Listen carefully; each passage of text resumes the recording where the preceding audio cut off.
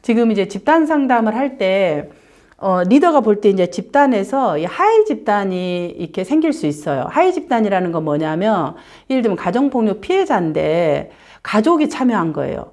다 한 사람 참여했는데, 그래서 자매가 세 자매 참여한다든지, 아내, 남편, 자녀 혹은 부부가 참여한다든지, 이렇게 이제 할 때, 전체적인 집단의 참여 중에서 부부가 하위 집단이 될 수도 있고, 자매가 또 형제가 어떤 가족이 참여할 때 그것이 하위 집단이 될 수 있어요.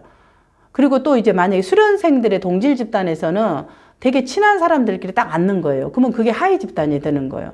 그래서 제가 별칭 같은 거 지우고 할 때 그냥 안 하게 하고 어떻게 해요? 항상 완전히 섞어버리잖아요. 근데 섞는 걸, 자, A하고 B를 섞어라, B하고 D를 섞어라, 이렇게 인위적으로 하지 않잖아요. 어떻게 해요? 그냥 자연스럽게 이 집단의 이 부분을 자기들이 자발적으로 선택하도록 섞어버리는 거예요. 그건 이제 리더가 집단의 구성을 보고 하는 거죠.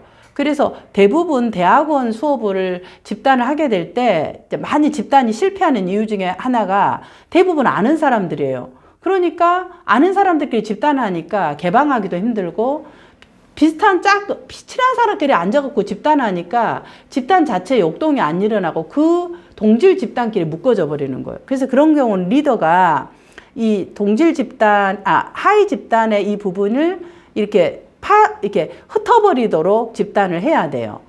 아주 자연스럽게. 이 하는 방법은. 그래서 이제 참여자를 보면은, 이게 전부 다 나이가 다 50대, 30대, 40대인데 20대가 이렇게 형제 10대가 있어서 이렇게 참여하게 된다는 것은 가정폭력 피해자라는 동질 집단에서는 괜찮아요. 왜냐하면 피해자니까.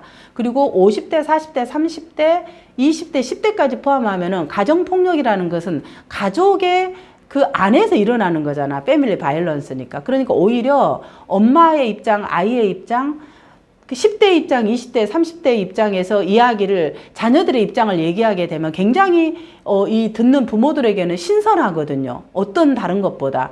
그렇기 때문에 집단 구성의 나이보다는 오히려 그렇게 다양하게 있는 것이 가정폭력 피해자 집단에서는 더 치료적이 될 수 있어요. 나이의 다양한 이런 부분들은.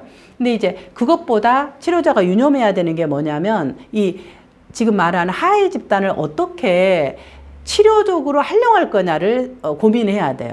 그러니까 하위 집단이 하는 역할은 자기도 모르게 우리는 끼리끼리 앉고 끼리끼리 얘기해요. 그래서 집단에 가면 항상 이제 두 사람이 막 이렇게 막 귓속말 하잖아요. 그러면 제가 뭐라 그래요? 그 이야기는 지방방송 끄시고 전체 방송으로 집중, 제가 이제 약간 유머롭게 하잖아요. 그게 뭐냐면 지방방송을 끄란 말은 하위 집단에서 얘기하지 말라는 거예요. 전체 모든 집단의 이야기는 전체가 있는 데서 이야기하기 바랍니다. 이게 집단의 구조화 얘기를 해야 돼요. 그리고 이제 집단 쉬는 시간 때 어떤 이제 참여자가 저한테 개인적으로 얘기를 해요. 저기 누구냐. 이번에 제가 집단을, 바이공이 뭐냐 그랬더니 보니까 제가 집단의 별칭을 바이러스 공포증이라고 했어요. 그러니까 이제 바이공이라고 줄여서 하더라고요. 그래서 바이러스 공포증한테 와서 저한테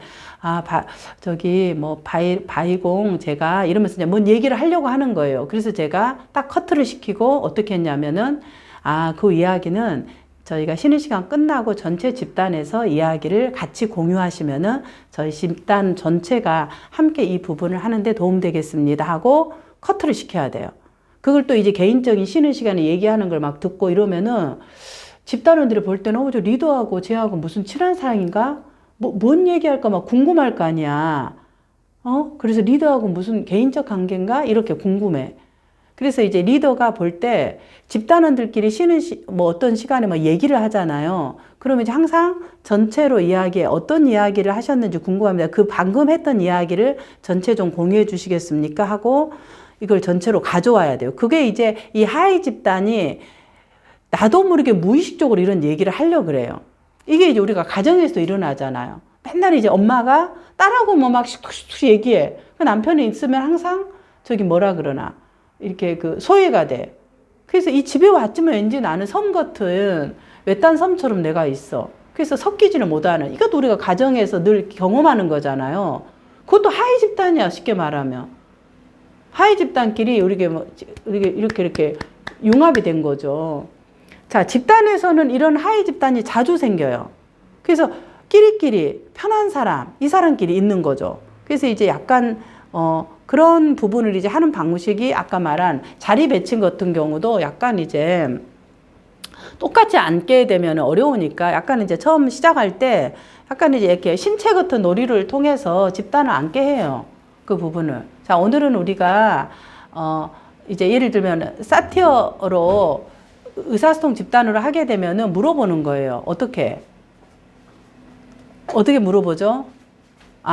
자, 이제 의사소통 유형 검사를 했어요. 자, 그러면은 여기 비난형, 회유형, 초이성형, 산만형, 이렇게 이제 앉게 하는 거예요, 약간. 그럼 그 자체가 집단이 그냥 약간 이제 그 사람들은 주로 어떤 이야기가 주로 어떨 때 이제 스트레스를 받는지 얘기를 하게 하는 거예요. 소그룹으로.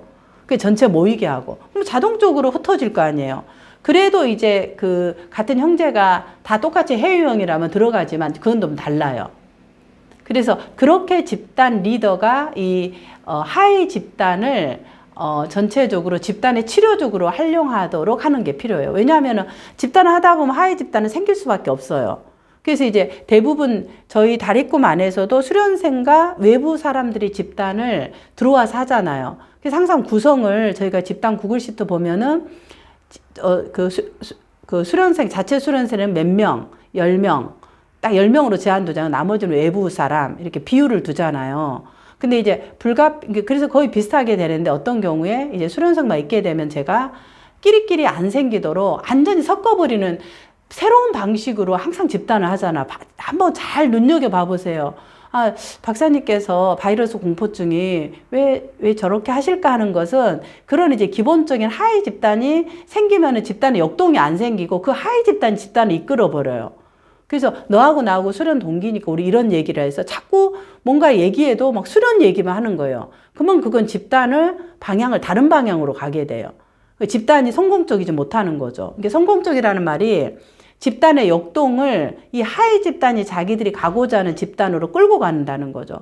그래서 하위 집단을 항상 염두에 두는 거예요. 그래서 이제 딱 구성원을 보고, 이번에는 좀 이렇게 누구 집단에 참여하면 하위 집단에 이런 게 생기겠다 하니까 안전하게 이 부분을 바꿔버릴 수 있는 프로그램으로 매번 제가 같은 이제 무슨 집단을 하더라도 매번 이게 다르게 하는 이유가 바로 그런 거예요. 집단의 참여자들이 지금 어떤 참여자들인가 동질 집단에서 그러면 이제 수련생으로 이루어진 집단은 굉장히 개방하기가 제한적이고 피상적인 집단이 돼요. 같은 그 동질 안에 있는 집단은 역동이 안 일어나는 거죠.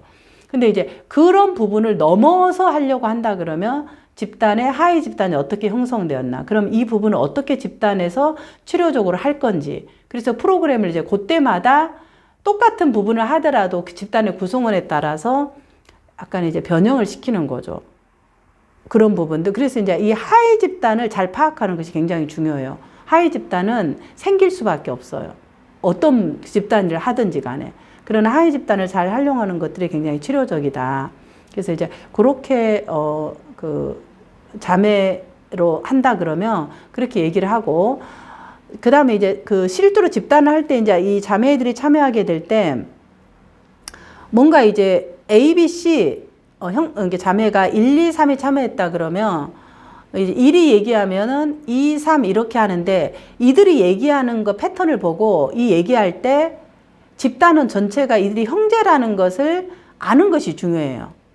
이렇게 전체가. 그 다음에 두 번째, 형제라는 것들이 이제 뭐 리더가 얘기할 필요는 없지만 본인들이 스스로 이제 자기를 좀 이렇게 개방하는 거죠. 그럴 때 이제 이들이 얘기할 때 집단원들은 지금 1의 얘기, 2의 얘기, 3의 얘기를 듣고 여러분들은 좀 어떻게 느끼셨을까요? 이렇게. 그리고 이제 그런 방법보다 두 번째 이제 활용하는 방식은 어떤 이제 그 싸움이 대부분 이제 비난형하고 회피형하고 해서 비난형들이 폭력을 하잖아요. 그럼 이제 이런 싸움의 소통의 과정에서 자녀들은 어떻게 느끼는지, 그걸 이제 좀 자녀 입장에서 좀 얘기를 해 주시겠습니까? 이렇게. 그럼 굉장히 이제 가치관의 차이가 얘기를 할 거거든요. 그러면 직접 부모한테 어떤 얘기를, 부모가 어떤 말을 해줄 때 가장 내가 안전하다고 느끼느냐, 이런 걸 이제 이야기를 하는 거예요. 그러면은 그 10대, 20대, 30대들이 얘기를 할 때 부모들은 굉장히 경청하는 거죠. 아, 아이들이 저런 걸 원하는구나. 어떤 프로그램을 하는 것보다 실질적인 제3자의 이야기를 통해서 듣는 거예요. 이런 것들이 이제 이 하해 집단에 이용하는 그런 집단 상담에서의 방법이다. 이렇게 볼 수 있겠습니다.